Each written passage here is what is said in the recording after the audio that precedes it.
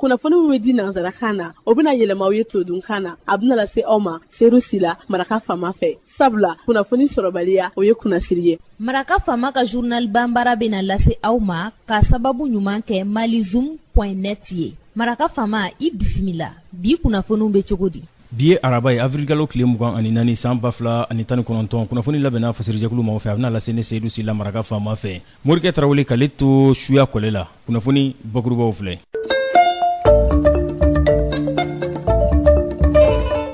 Minisiriso min ɲɛsin bɛ funangɛniw baarako ani jamanadenya kanu jidili ma baaraɲɔgɔnya u ni organisation internationale pour l'immigration OIM dɔgɔkun kunfurancɛ tɛmɛlen in na u ye baarabolo welewele da. Association Club 66 ale kɔni bɛ ka maaw nisɔndiya hali bi dɛ ni ka dɔn ka fɔ u dɛmɛli ye tɔrɔmɔɲɔ o siratigɛ fɛ de ka jagokun k'o d'u ma. Maa 3 nin dɔgɔkun in na olu ye miliyɔn kelen sɔrɔ Club 66 o ka wuli ka jɔ o siratigɛ fɛ u ka miliyɔn 7 dir'u ma Sulemanibugu la Club 66 maaw u dagayɔrɔ la. Funangɛni ma 30 bɔɲangu ni sanɔkalanso denw dun olu de farala ɲɔgɔn na bɔlɔlɔ o foroba barokɛyɔrɔ dɔ sanfɛ n'u ko ma Twitter ka hakilina kɛ kelen ye ka kulu dɔ sigi sen kan n'u ko ma Humanity u bɛ se ka dɛmɛɲɔgɔnya ta ka ɲɛsin maaw ma cogo min na minnu y'u sigiyɔrɔ bila jamana camancɛ bolo fɛ de kana faaba kɔnɔ yan n'u bɛ gɛlɛya kɔnɔ. Dungɔrɔ la kumabaw olu ye nin ye minnu bɛna walawala aw ye sisadani na aw ni ce maraka faama ka journal banbara lamɛli la.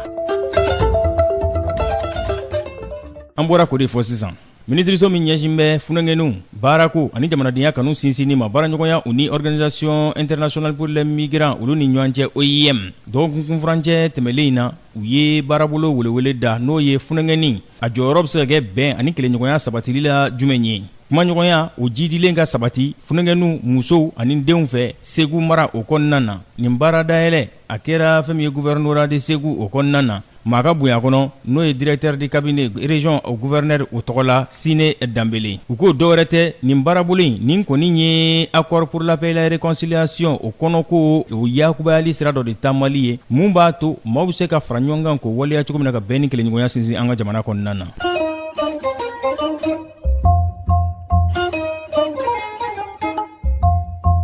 Faraɲɔgɔnkankulu min bɛ yen n'u k'a ma Club 66 faraɲɔgɔnkankulu don min n'a tɛ tɔnɔ ɲini a ka baaraw olu waleyali siratigɛ fɛ a ka laɲiniba ye jumɛn ye ka baara k'o dayɛlɛ maaw ye u ko olu ka tomiyɔrɔ belebele olu bɛ sigi fɛn min kan o ye ɲɔgɔn dɛmɛdonɲɔgɔnya baarabolow dayɛlɛli ka maaw bilasira de ka tila ka dɛmɛdonɲɔgɔnya k'o ta ka ɲɛsin u ma u kɛn bɛ ka mɔnɔ bɔ tɔrɔmɔɲɔ u b'o labila waati furancɛw olu kɔnɔna na tɔrɔmɔɲɔ min n'u b'a ta k'a di u ka tɔn kɔnɔna na minnu n'olu b'o kɛ jagokun ye o de kosɔn sa kunungo u dagayɔrɔ la Sulemanibugu la Kulikoro sirabada la Club 66 maaw u ye fɛn min ye ka dɔn k'a fɔ maa 3 u y'olu ka laja tɔrɔmɔɲɔ u y'o ta ka di olu ma miliyɔn 1 muso 3 olu y'o sɔrɔ k'olu ka taa u ka miliyɔn 1 kɛ jagokun ye yaasa i ka kɛ Club 66 o tɔnden ye 2000 i b'o de sara san na dɔgɔkun o dɔgɔkun 45 san kɔnɔ o bɛ bɛn 2060 ma o ye kelen ye tɔnden ye fɛn min ye miliyɔn 1 ye o bɛ di e ma i b'o kɛ jagokun ye Musa Balo ale ye secrétaire général ye Club 66 o tɔgɔ la i n'a fɔ siɲɛ tɛmɛnen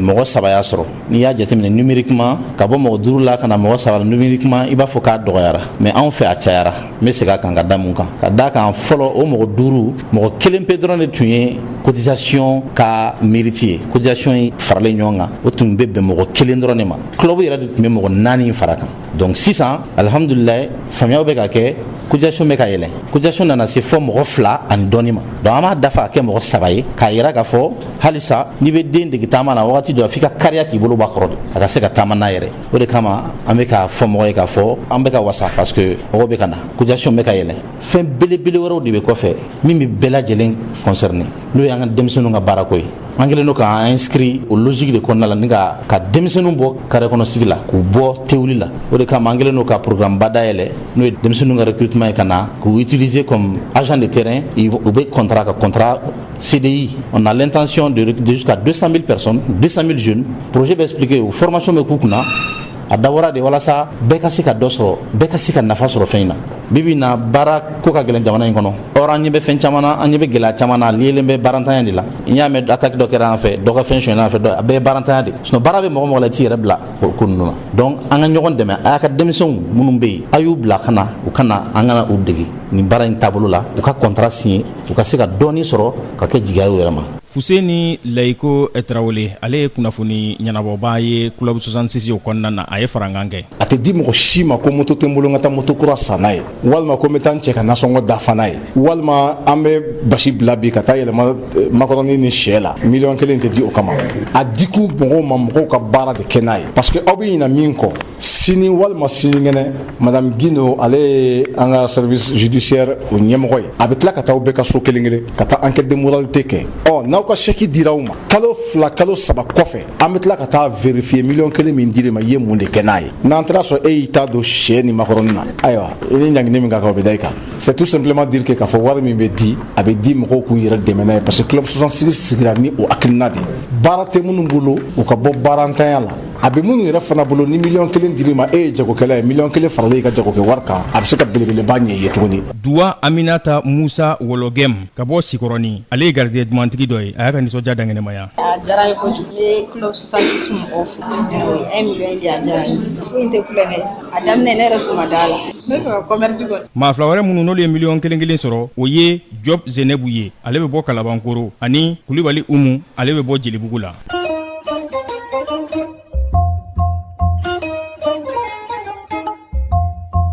Funengani maa 30 bɔɲangu ni kalanden jolenw don u ye ɲɔgɔn sɔrɔ bɔlɔlɔ forobabarokɛyɔrɔ dɔ sanfɛ n'an ko ma Twitter yaasa u bɛ se ka u ka hakilinaw danberu cogo min na ka kulu sigi sen kan n'u ko ma humanity laɲini ye min ye ka dɛmɛɲɔgɔnya ta ka ɲɛsin maaw ma minnu y'u sigiyɔrɔ bila gɛlɛya sababu ye jamana camancɛ bolo fɛ de kana Bamakɔ yan u taamara ka taa ɲɛdama kɛ u ka maa dɛmɛnen ninnu na an y'u bilasira sibiridonya tɛmɛlen senu u dagayɔrɔ min bɛ yen nin nɔ a bɛ yen kofɔ. Nin ko in yɛrɛ bɛɛ lajɛlen dabɔra funengani kalanden jolen ninnu ka kulu Twitter u ka tɔnden dɔ de ye tweet dɔ kɛ n'o ye hakilina fɔ dɔ ye ka jabɔ kɛ ka yira minnu bɔra jamana camancɛ bolo fɛ de kana falajɛ u bɛɛ gɛlɛya min kɔnɔna na u bɛ ka maaya min kɛ ɲamanton sanfɛ ye o y'o jabɔ min kɛ o kɛra sababu ye a ye a kalanden jolen tɔɲɔgɔn a ye u bɔ u dabolo la u ko an tɛ fara ɲɔgɔn kan an ka kulu sigi sen kan u y'o kulu de tɔgɔ kɛ humanity u bɛ se ka dɛmɛ don ɲɔgɔnya ta ka ɲɛsin maa ninnu ma cogo min na minnu bɛ ɲamanton sanfɛ ni gɛlɛya u ye u bɔ u sigiyɔrɔ la jamana camancɛ bolo fɛ de kana n'u ye faaba kɔnɔ yan n'u ma gouvernement u ma u ka dɛmɛ sɔrɔ.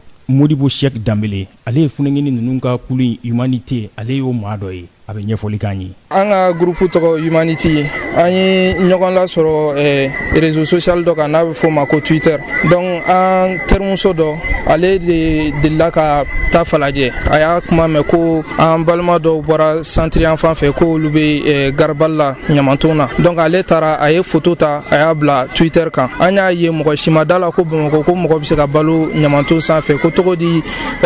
commune 6 yɛrɛ kɔnɔ falajɛ mɔgɔ bɛ kɛ ɲaman sanfɛ cogo di donc mɔgɔw ma da la mɔgɔ wɛrɛ wulila o nana o taara Kana donc o yɛrɛ o ye vidéo kɛ o y'a bila ko ça c'est bel et bien à Bamako ko nin ye Bamako yɛrɛ de k'an ma fili fiyewu donc o kɛlen k'o kɛ a y'a bila Twitter kan an bɛ fɛn dɔ wele ko ka retweeter donc n'i y'a retweeter mɔgɔ caman wɛrɛ b'a ye tugun donc ale y'a retweeter an bɛɛ y'a retweeter donc ko ye ampleur sɔrɔ ten de donc an ye groupe dɔ sigi WhatsApp kan ko groupe yɛrɛ tɔgɔ kɛ humanité o de kɛra an tɔgɔ nacogo ye donc an kɛlen ka groupe sigi an ye bɔli dɔw kɛ télé la an ye mɔgɔw y'an lakodɔn dɔɔni donc an ye Orange Money numéro dɔ labila o la mɔgɔw bɛ wari ci an ma mɔgɔ t'an dɔn mɔgɔ t'a dɔn n'an ye sɛbɛkɔrɔya foyi mais u ye wari ci an ma mɔgɔw dara n na dɔw bɛ wari ci 80,000 20,000 mɔgɔw ye wari ci yɛrɛ de donc an ye ɲumankɛla caman sɔrɔ minnu ye malo tɔnniw d'a ma minnu ye sukaro d'a ma minnu ye nɔnɔw d'a ma nɔnɔ bɔrɔw nɔnɔ carton sukaro tulu an ye fɛn caman sɔrɔ k'a sɔrɔ u t'an dɔn an t'u dɔn. Ni maa minnu filɛ n'u bolila ka bɔ jamana camancɛ bolo fɛ ka na faaba kɔnɔ yan minnu bɛ senu u taa fɔ maa 100 bɔɲango la den ta ni maa 100 u b'a a la u bɛɛ kɛnɛfuga min sanfɛ hectare 10 bɔɲango hectare 5 furakɛlikɛyɔrɔ infirmerie o bɛ yen nin nɔ ji bɛ yen courant bɛ yen o dira u ma général fɛ n'u k'u ma ko Ismaël Cissé ni dɔw k'a ma Ila Cissé ale bɛ sɛgɛnnafiɲɛbɔ la an bɛ dɔɔnin min na i ko bi a ye dɛmɛ in a y'an ŋaniya. An taar'u lajɛ et je sais que maa o maa ni kun taar'u lajɛ u kun bɛ yɔrɔ min fɔlɔ i b'u cɛ ka taa n'u ye kaso kɔnɔ donc ne ye min kɛ je sais que silamɛ o silamɛ n'o ye nin ye n'a se b'i ye i b'u cɛ ka na n'u ye o de y'an don a la n'o tɛ fɛn wɛrɛ tɛ yɛrɛ yira tɛ fɛn wɛrɛ tɛ an nana sɔrɔ an balimaw bɛ ɲama cɛ ma jiko b'u la saniya ko b'u la fɛn bɛɛ b'u la donc o de la to an wulila an ko bon comme misigɛnna ka yɔrɔnin bi yan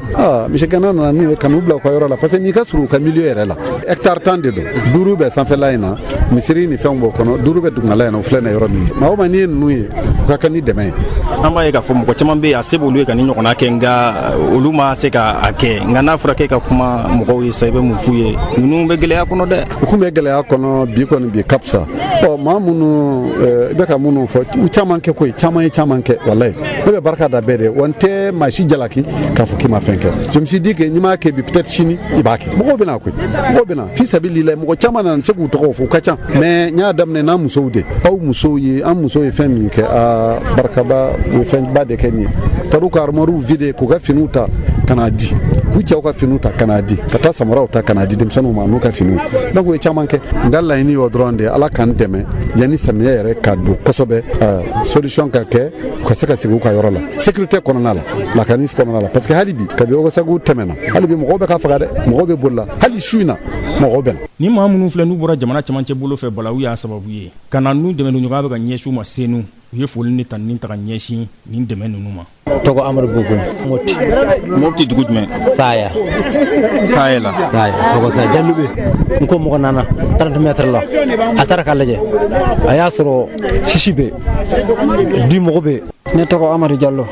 kɔfɛ école den fana a y'a wari bɔ karata mun bɛ yan mun y'an kori a bɛɛ école den de y'a san i y'a faamu base 70 tɛ yan a nana yan fulakɛ a y'a base 60 y'a san. an b'a fɔ sa maa y'a dɛmɛ ni ɲɔgɔnya siratigɛw la ni bɛɛ lajɛlen tun bɛ se ka a se dɔɔnin kɛ ninnu ye a dɔw la u ka lahalayaw a tun bɛ nɔgɔya.